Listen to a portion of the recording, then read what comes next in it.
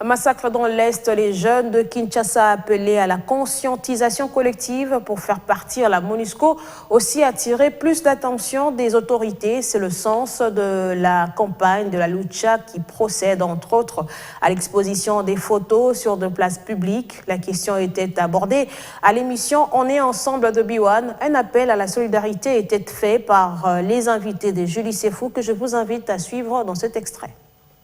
Aujourd'hui, nous avons un message clair. Nous réitérons notre demande de voir la MONUSCO quitter le sol congolais au motif que, premièrement, c'est une mission budgétivore et une mission qui n'a plus que duré et qui ne donne pas de résultats probants en ce qui concerne la sécurisation des populations, des civils et de leurs biens.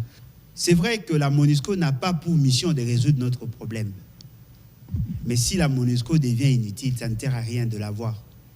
Voilà pourquoi j'ai convié tous les jeunes conscients de Kinshasa et d'ailleurs d'être solidaires et de soutenir cette opération. Si ça réussit, on va lancer un message fort qui va faire en sorte que la ligne bouge et tout le monde sera en paix. Nous allons toujours continuer à chercher le bouc émissaire, le Rwanda, le Rwanda, le Rwanda. Mais nous oublions que le Rwanda aussi était dans une guerre. Est sorti d'une guerre. Le Rwanda a désigné clairement son adversaire, c'est la France. Et le Rwanda a pris position face à la France.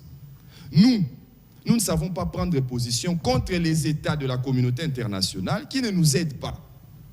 Il faut que nous puissions nous autodéterminer. Parce que ce que moi je constate, c'est que nos alliés actuels ne me donnent pas l'impression d'être honnêtes avec nous. Moi, j'insiste sur le fait que qui est notre partenaire, parce que nous-mêmes en interne, nous pouvons nous battre, mais une guerre se gagne avec ses alliés. Qui est notre partenaire? Si nous savons choisir qui est notre partenaire, je pense que nous allons, pour ce qui est de la MONUSCO, trouver un moyen pour mettre fin à cette guerre-là. Je dirais ceci, que nous-mêmes, peuple congolais, maintenant nous devons comprendre ces choses. 60 ans après, nous ne pouvons pas être un État chétif.